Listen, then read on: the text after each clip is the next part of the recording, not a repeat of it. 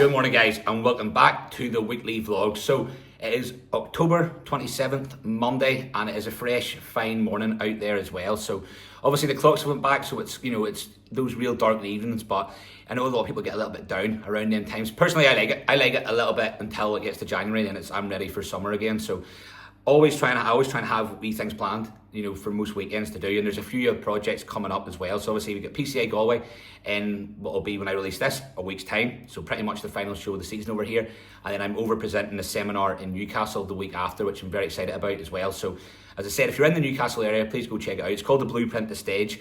So essentially it's a very comprehensive look at, you know, getting somebody from whether they're a first timer or they're like more of an experienced competitor, from where they are right through the stage condition and then beyond that. So looking at everything from PED usage, we've got case studies in there.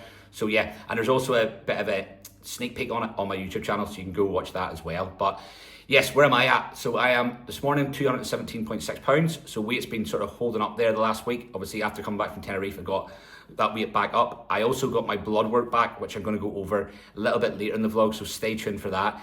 It came back in a good spot. So it's as good as my cholesterol's been in a long time. It's always something, my HDL, LDL cholesterol is always something I've had to sort of play about with, but this time total cholesterol is well within range, like liver and kidney enzymes all in a good spot.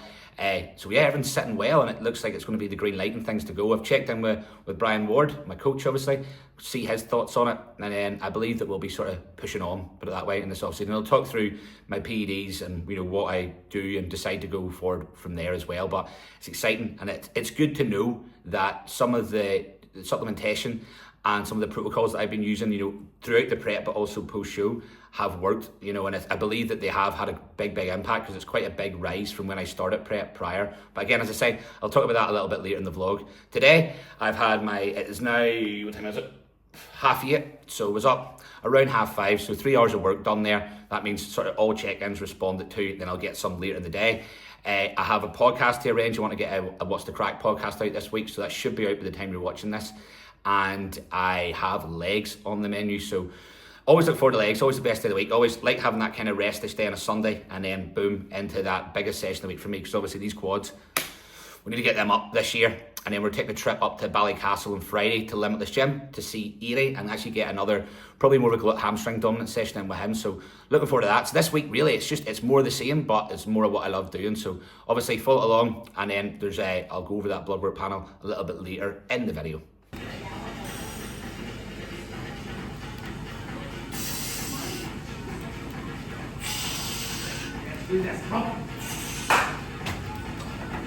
Right, so we have leg extensions. We tend to run 3 sets in this as an isolation movement, so we get a little bit more volume. We clean it on stuff that is less supposed systemically fatiguing. The big thing with this leg extension is, well, this one's one of the better ones because it allows you to get into more of a length and range. Something like this Cybex one, you can't really get deflection at the knee. So this is good, but also puts a little bit more through the tendon. And you'll see a lot of people just booting this like they're David Beckham. What you want to be, that's an old reference, what you want to be thinking about there is when you're doing it, all muscles are pulling muscles. What I want to see is like a really slow eccentric, nearly a pause in that length and range, and then when you get to short, spend a little bit of time there, squeeze it in that short range. But this should burn. This should be one of the most painful exercises you do.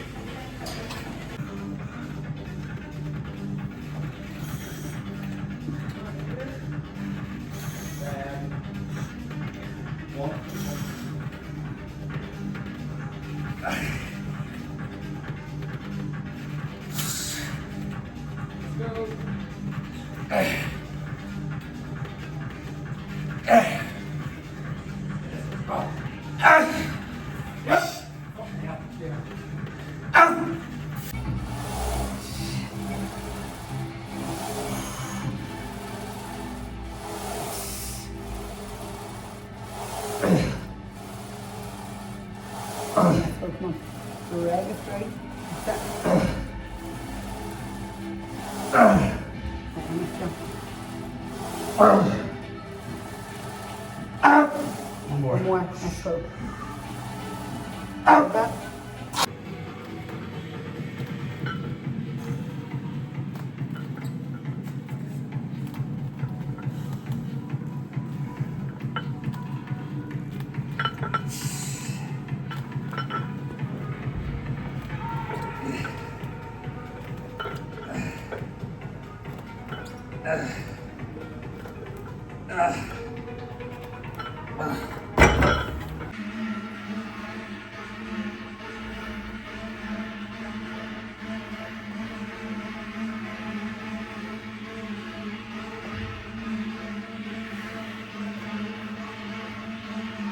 Good morning, guys. So Tuesday the 27th of October, I never know the date when I do these vlogs. Yesterday, really successful day. Like leg training, fantastic. Like knees are feeling it. I'll be honest, my knees are feeling it, and they always are going to. For me, it's just trying to find the trade-off between performance, getting some leg growth, getting frequency, but also be able to walk and actually be able to sustain that level of training for long periods of time. Because honestly, that's where the key is the consistency and longevity and the ability to progress in the gym, not in just hammering yourself in one session. You got to think of the bigger vision, the bigger picture thinking when it comes to training. But yeah, very good session. Good day, a lot of work on at the minute, but I'm loving it at the minute. I'm feeling very engrossed in what I'm doing. And it's the first time in a long time in my life where I felt truly like fulfilled by what I'm doing, if I'm honest. And it's a nice feeling. It's a very nice feeling. But as I said yesterday, I've got the Bloodwork back, which again, I'm going to talk about later in the vlog. I'm just holding you in here so you just watch the Bloodwork stuff. But what I'm going to talk about, which a lot of people will be interested in, is my setup now going in and using PEDs. So as I start cycling as I go through. So obviously sent the Bloodwork over to Wardy. We've got the green light in that as I expect it. And now it's like, okay, now we're sort of working this together as to like where we're going with it and what we want to do. Obviously I've got big goals for 2026 or 2027. Next time I compete on stage, I want to be very competitive at the higher end of the amateur level, especially within the PCA. And that's going to require probably me pushing things a little bit more than what I have done in the past. I've always been very conservative, hence why the Bloodwork's been great. You know, and I don't plan to be reckless, but it probably requires a little bit more than what I have been using in the past. And that's just honestly it. Like, I'm going to say this with a caveat as well, is like, just because I'm doing this, or this is what I'm choosing to do, does not mean that that's what you should do, what you need to do, or what you even should do to get the best results. And you wouldn't follow my diet. I'm eating now 4,800 calories at the back end of a prep. Most people will not be able to do that. They'll get very fat. I can.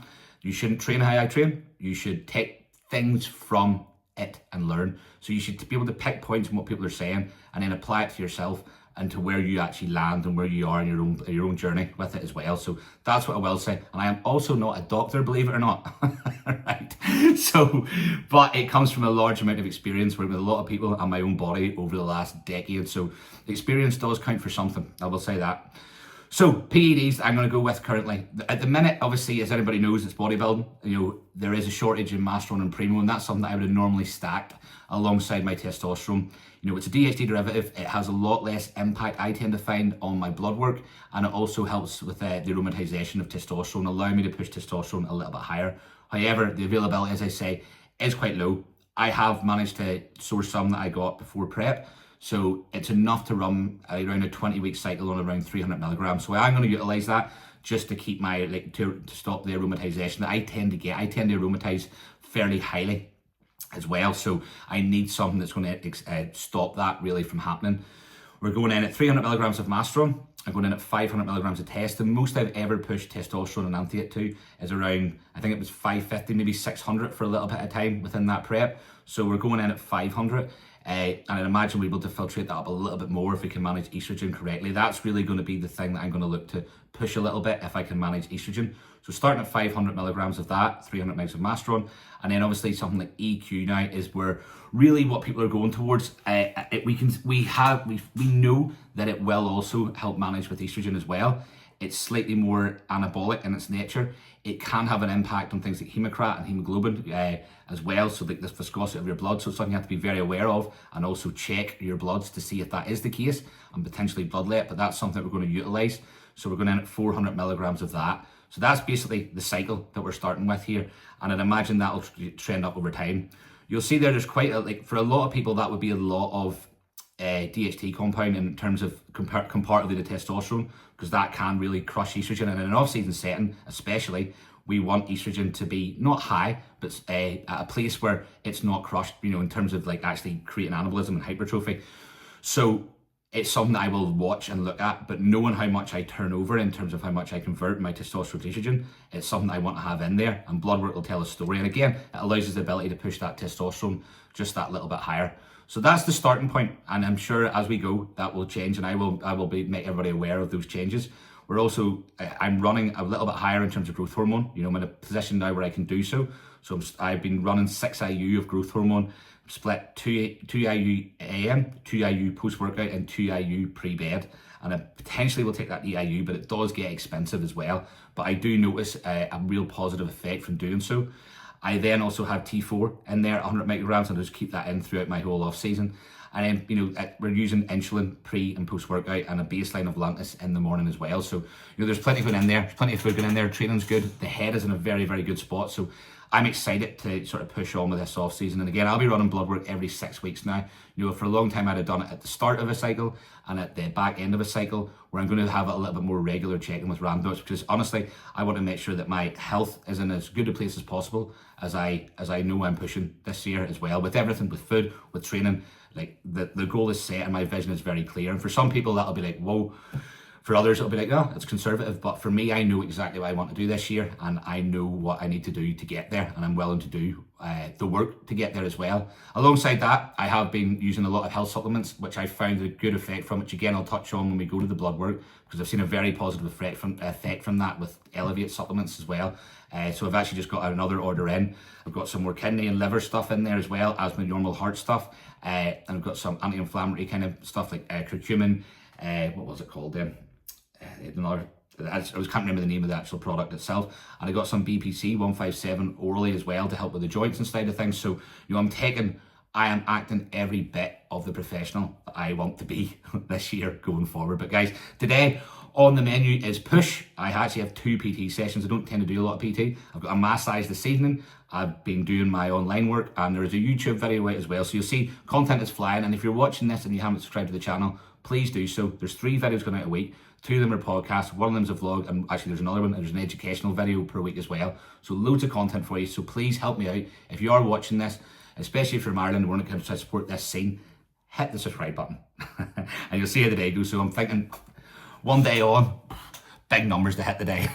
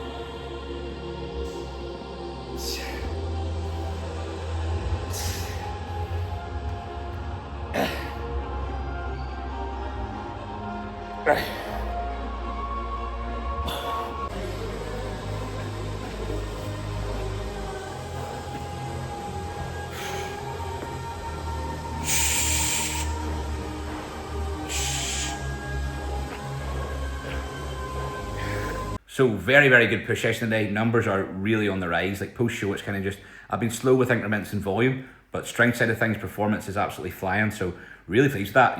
Like I shared a post earlier in the week there. If you're watching this vlog, you'll see it on my Instagram of where I started at my point in prep, at the very start of prep at 228, and then me today at 221. And it's quite clear I've grown significant amounts of tissue during that prep. And that is possible. I think, is it possible for somebody that's not assisted?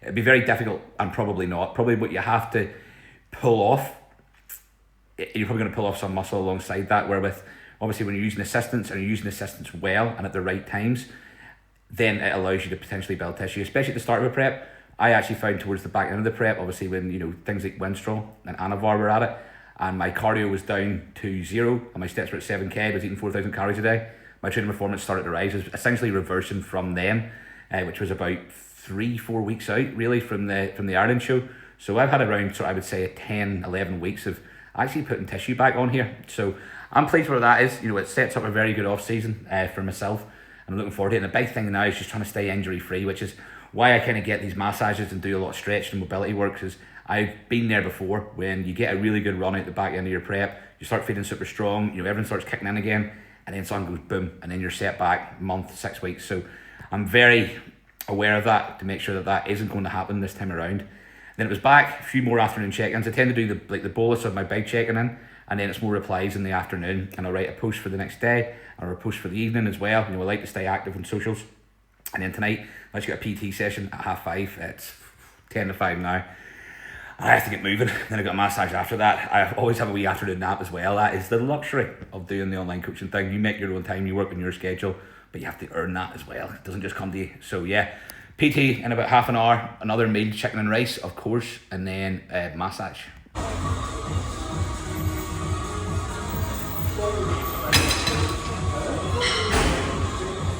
Morning guys, so Wednesday, 28th of October. This morning's weight was £221. Woke up really early this morning, woke up about 4:30. I didn't have all my check-ins in because obviously people aren't up at that time. So I had a couple of hours of check-ins to do, and I just thought, right, I'm just going to go get this gym session done today, nice and early. So it's about 7:30 now, have had one meal, and then the plan is a big pull session. So I always feel pretty good at this time of the morning. I'm used to being up early, obviously with prepping. This is a luxury. So we'll start off always with hydration this time of the morning. Had 140 grams of oats, 50 grams of whey protein, 20 grams of dark chocolate, and 100 grams of blueberries. And then I've got 50 grams of cyclic dextrin in here, alongside some EAAs and electrolyte powders, so hydration being really important. I'm using this at the minute, cyclic dextrin. It's called Full as a Cunt.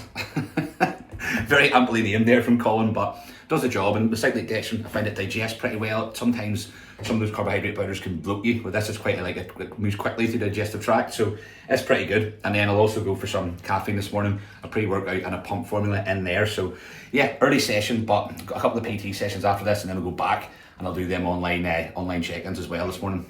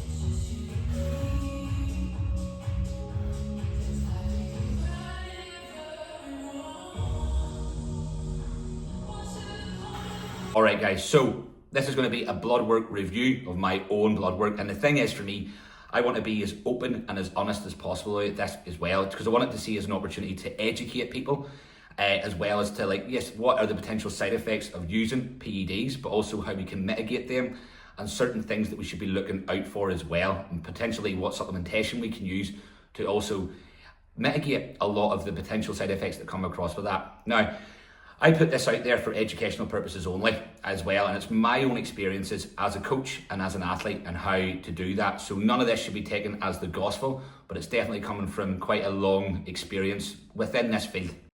So I'm coming off the back of a contest prep of around 20 weeks, in which my PED cycle was around 20 weeks long.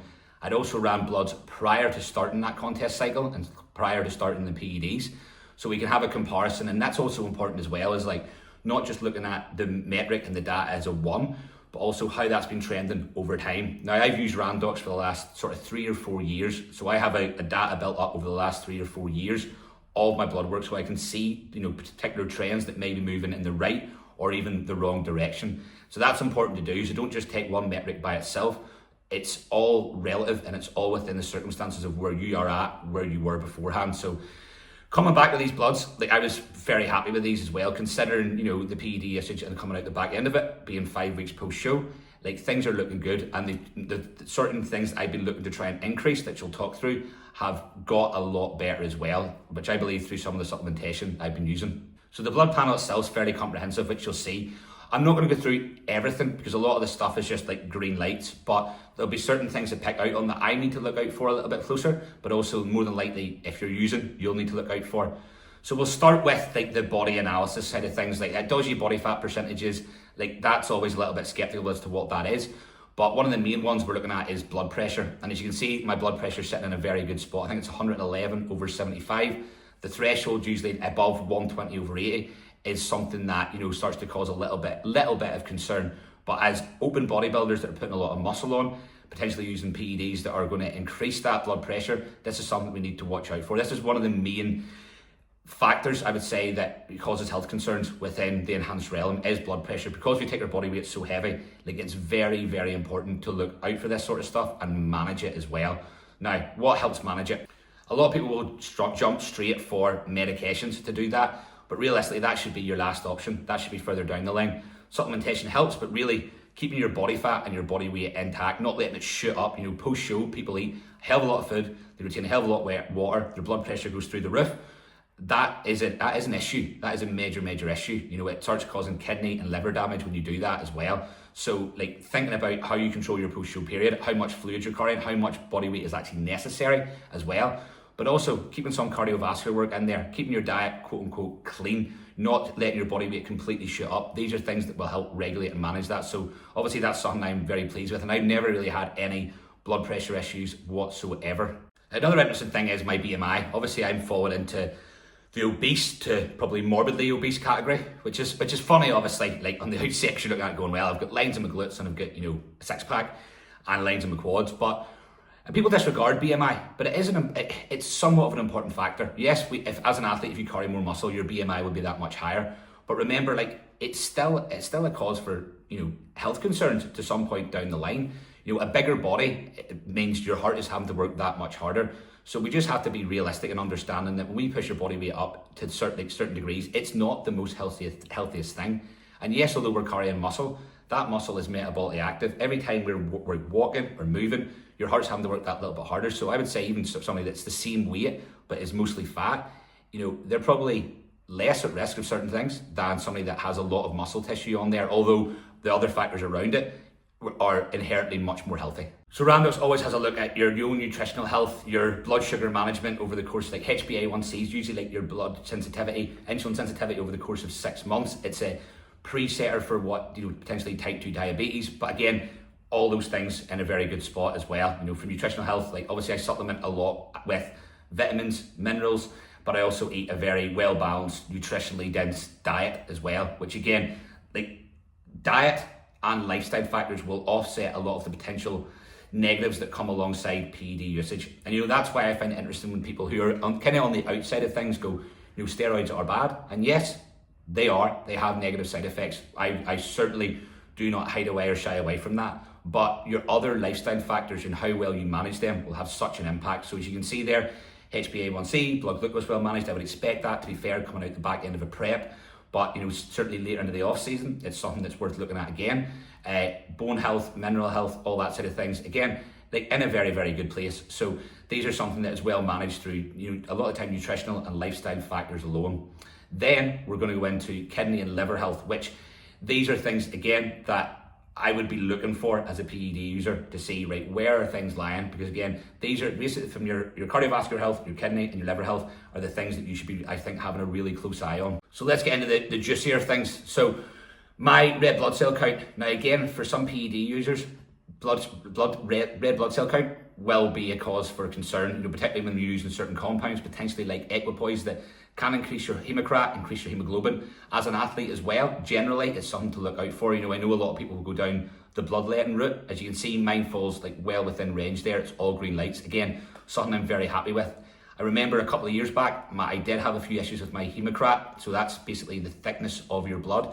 And I had to go and actually privately donate blood because you don't want that building up. Obviously over time, if that blood gets that much thicker, again, it's a cause for concern. But in this case, we're in a very, very good place as well. And I believe some of that cardiovascular health as well has been a contributing factor towards that. Then we've got things like iron status, all those very much in play as well. And again, that just comes down to a good, nutritious and healthy lifestyle for the most part.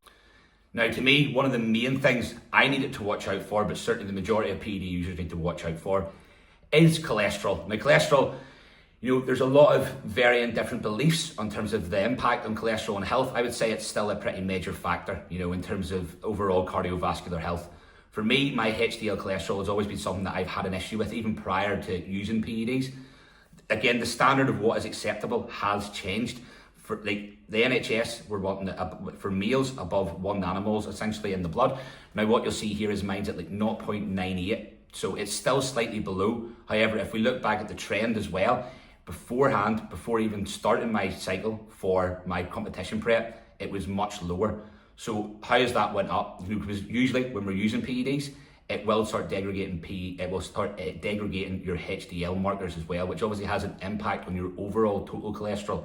Now in my case, I was very, very heavy on the health supplementation this year. My whole of my prep, I used high grade omega-3s, omega-6s, I've used vitamin D3, K2.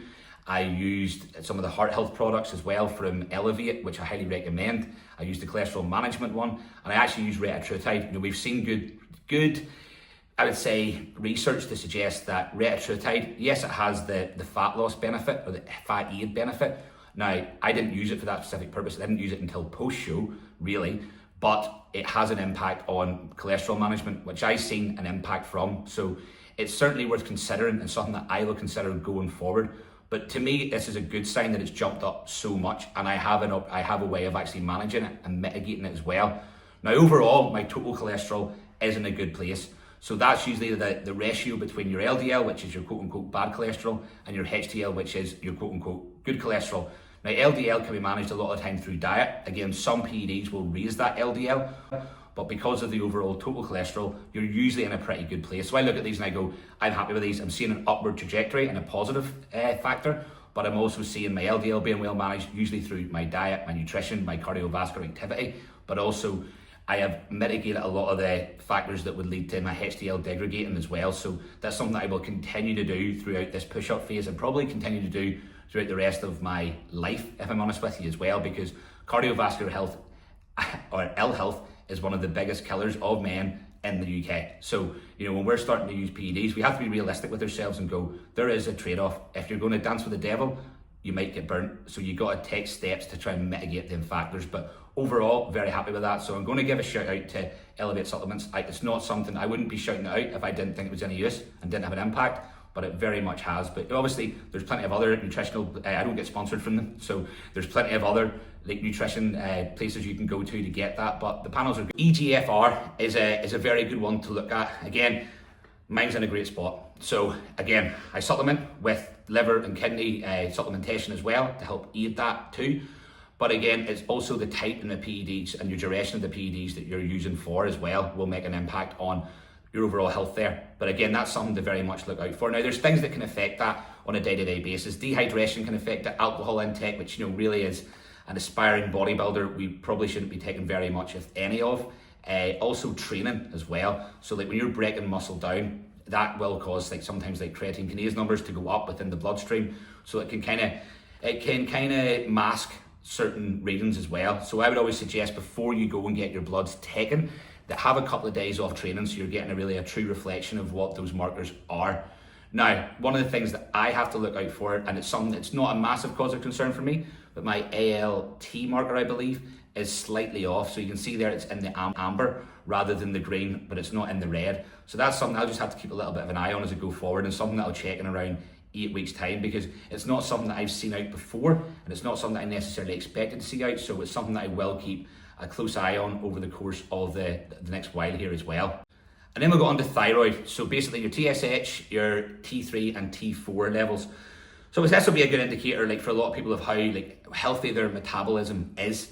Now, why mine are out is during my contest prep and then post show, I was still on some T3 and T4. You'll find a lot of PED users will utilize this as a way of keeping the metabolism functioning fairly well and consistently throughout a prep. Now, even with it, even throughout my off season, I will continue to use T4. It has an impact in terms of using it alongside growth hormone. So if you're using growth hormone, it's probably a fairly good idea to utilize T4 to some extent.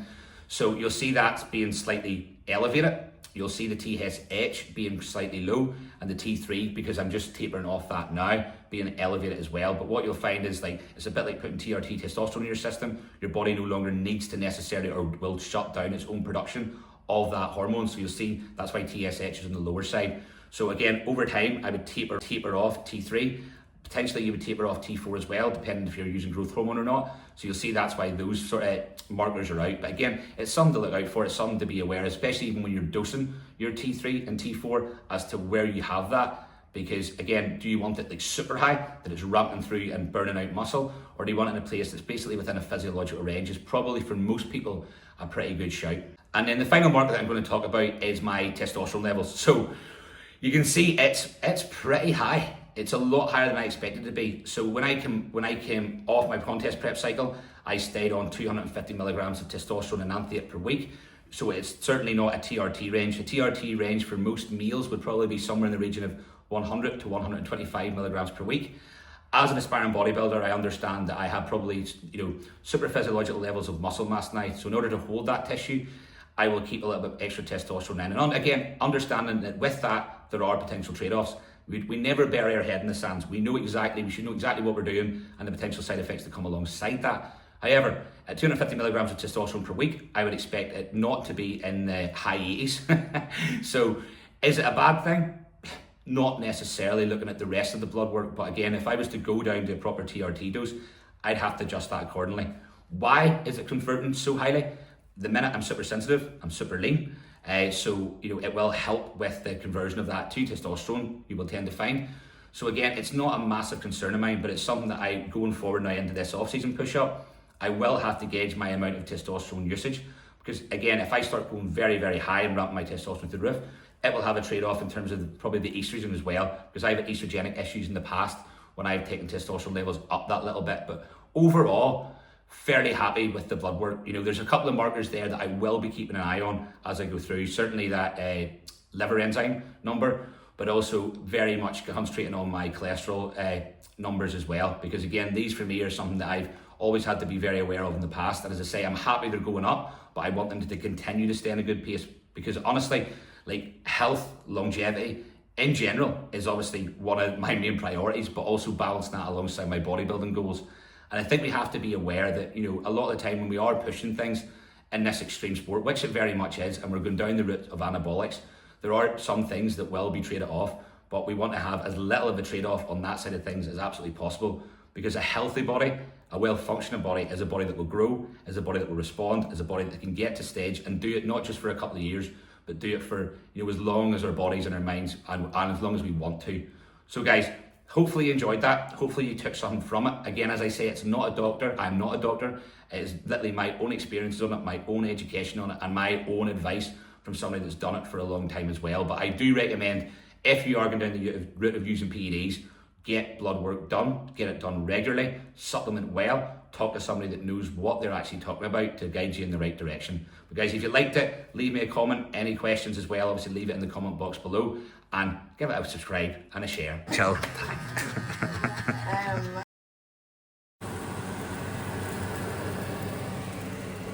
Multitasking 101. Fuck that guy. Alright guys, so we're up at Limitless Gym. I'm with Nicky Beatty, Baby Pro, and Adie as well. Obviously this is Adie's gym, it's a really good spot, always a very good atmosphere. Today we've got glutes and hamstrings. We'll run you through a wee bit of that session, but quality gym, quality equipment, quality setup.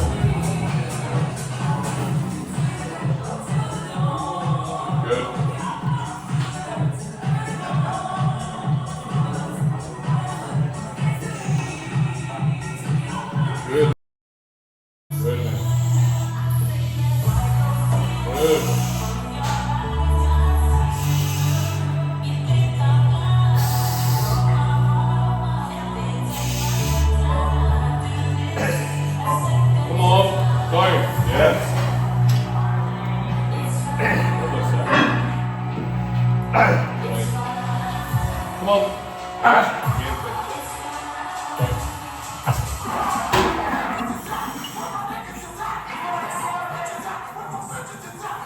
Good. Come on. 2, 3. Come on. Let's go. 4, 5. Good. 6.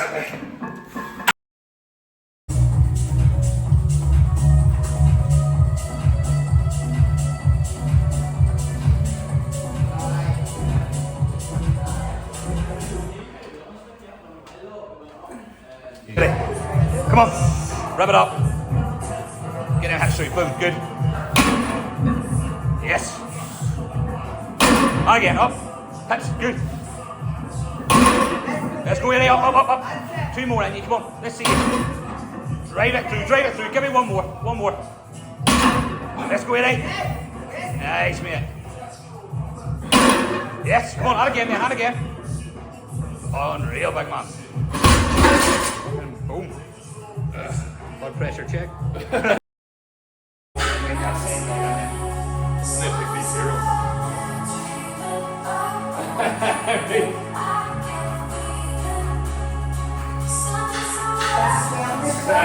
it out with some of the health subs. Obviously, we talked to the Bloodwork panel. So this is some of the good stuff, naughty stuff, good stuff.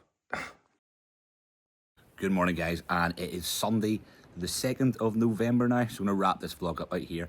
Nothing's going to stop me having my normal Sunday wrap-up coffee, even if the nights and the mornings are getting very, very dark now and a little bit chillier. But yeah, very, very good week this week. It was a busy week. Definitely had a few more PT clients, a few more online sign-ups, and obviously I've done the Bloodwork breakdown, the PED cycle that I'll be using as well, and I'll be keeping you informed along the lines of that as well. But I think that's something that's like very, very useful, and it's something I wanted to be like really open and transparent about this year as well, because obviously people are following your journey, and one of my pet peeves is when there is people are doing these vlogs, but there's no transparency. Like I'm a very open book. I'm very honest. I'm very educated as well when it comes to it as well. So I'd rather put that information out there, especially in a vlog style series where it's more of my demographic and people are understanding of it as well, or people are interested in it. You know, I find there if you're putting out on Instagram, it's very much a snapshot and people can take things the wrong way and maybe utilize that information in an incorrect manner. So, you know, hopefully these vlogs are giving you a little bit more of an insight into really what goes on behind the scenes with it as well, and you know what actually it takes to build a physique that's going to be competitive in an open bodybuilding class. So yeah, but yeah, very good week. I travelled up to Ballycastle for a couple of sessions with Eddie up at Limitless Gym this weekend. Really good. Brilliant setup. Every time I go up there with Eddie, it's like it just, you know, being around other bodybuilders that are sort of chasing the same goal, and especially the wee setup he's put up there. Like it's a fantastic gym with a great atmosphere. So if you are up that way, definitely call in. So shout out to him. Big leg session. Legs were taxed. My hamstrings were taxed. We didn't do that much difference as well. It was just the fact there's just obviously a little bit of different kit, a little bit of different intensity sort of techniques as well behind it, and a little bit more load. And I'm feeling it now.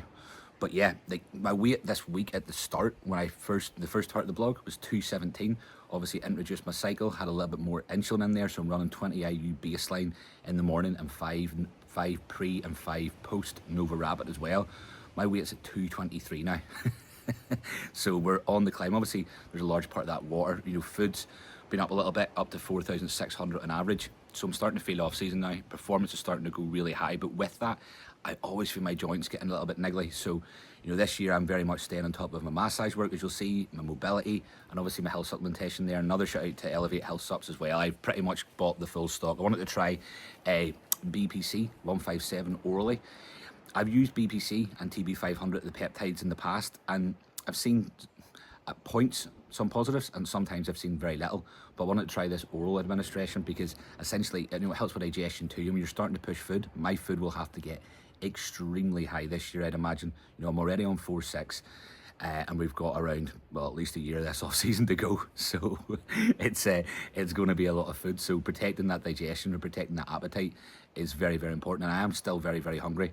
I'm going to stop using retatrutide this week, or bring it down to 1 milligram, because yeah, the food's higher, but my appetite is still, like, it is through the roof. I could eat around me all day long. I don't though. I stick to meal plans, but at the same time, like, you know, at some point it's gonna cause issues there. So, but I want to keep it running at a small baseline because I just have seen the impact on the blood work, and that's something, again, the health side of things is something I'm taking a big emphasis on this year as well. So, all in all, very, very successful week, good week. Next week promises to be another good one. You know, we're going to vlog some of that. I'm down at PCA Galway for the Irish Open show, which I'll be doing the media. I'll be doing all the interviews of all the class winners. So I'll vlog a few days of that. And then I'm in Newcastle the week after for a seminar at Fitness Fraternity. So if you are watching this and you are from the Northeast, please get involved in that. If you're down at the show next week, please come say hello. You'll get you in the vlog as well. But yes, off season is full on now. It is a go. and I'm looking forward to making some pretty hefty progress this year as well. For me, it's just going to be about managing the knees and trying to get through some of those sessions, because the knees are starting to play up. But I'm confident this year. I'm happy where life's at. I'm happy where the physique's at. We keep pushing, guys. So hopefully you enjoyed it. You took plenty from this as well, as open, honest, raw as it can be. And obviously follow along, hit the subscribe button and give this a share as well.